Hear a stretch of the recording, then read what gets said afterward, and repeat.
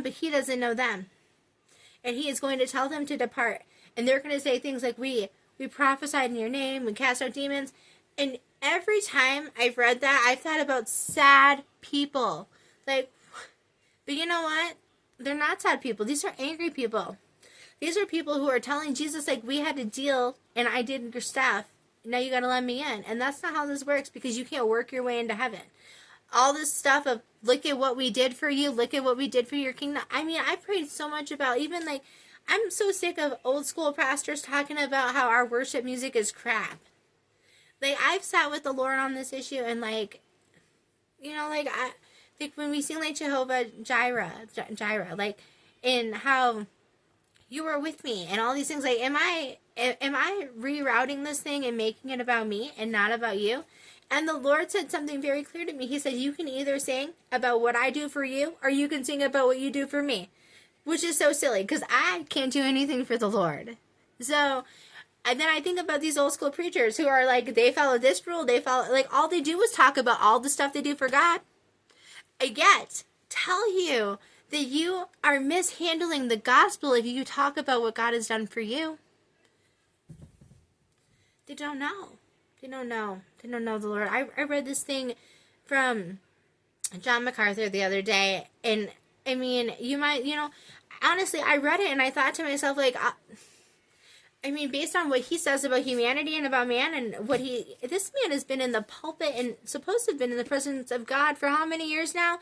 And his view of God is that he hates him, basically, and that we have no value or nothing. Like, I mean, when I read what he said, I'm like, you should just take this over to Planned Parenthood and be like, the church has no claim against abortion because human life is meaningless and has no value.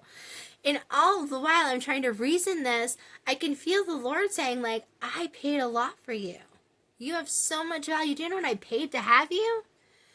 And that is, I mean, it's so sad to me that somebody who spent that much time in the pulpit and in the presence of God, that is his view of God. That God doesn't, yeah. So on a practical level, God doesn't need us. He doesn't need us to worship him. He doesn't need any of this. But he loves us, and we have value to him, because if we didn't, he wouldn't have died for us. And this doesn't mean, like, see, I'm not even going to do this. I'm not going to do this disclaimer crap about it. If you know, you know. Like, in either way, he's coming soon. So if you don't know, you better get a clue. I'll help you with that. It's very sad to me. You know, the other part of that is, as I was reading it, the Lord and I were talking about, like, how does that really play practically? Could you imagine if when Moses was like, well, Lord, I can't speak good. He's like, yeah, I know you're garbage, but I'm going to be with you. God doesn't say that. Or could you imagine, like, that that mindset going to see Gideon? Like, I was rereading about this in Judges the other day, and it's so sweet. Because, like, over and over in the Bible, whenever the angels show up, they always say, don't be afraid. And here's Gideon, and he's hiding out. And the way it describes is, like, the angel just, like, came up under the tree and, like, in the thing, and, like, kind of, like, this is how I see it. He's, like, leaning up, and he kind of, like, nudges him, like, you know God is with you.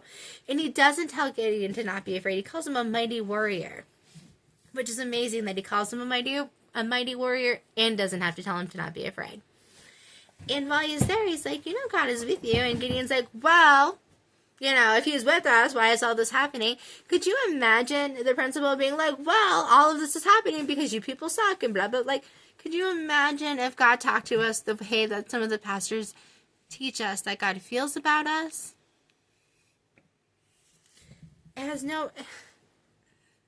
doesn't fit. You can't find the scripture for it. You can't find the backing. This is why the whole Seed Project and knowing God's ways versus just knowing his deeds is so important, because if all you know is what he did, you're missing so much. You're missing so much of it. And God is just all the time. And that's the other thing, like, just having that predetermined conclusion that God is just, even if you don't like what he's doing, okay? God allowed Joe Biden to be president for 4 years, like it or not. Like, I was running in 2022, mad as heck about the election. Like, and God just knocked me on my butt, and he was like, either they stole it or I allowed it. But you can't blame them and trust me. You have to choose. Either God is in control or he's not. And I know that he is. And once I get to that conclusion, it's very difficult to blame people.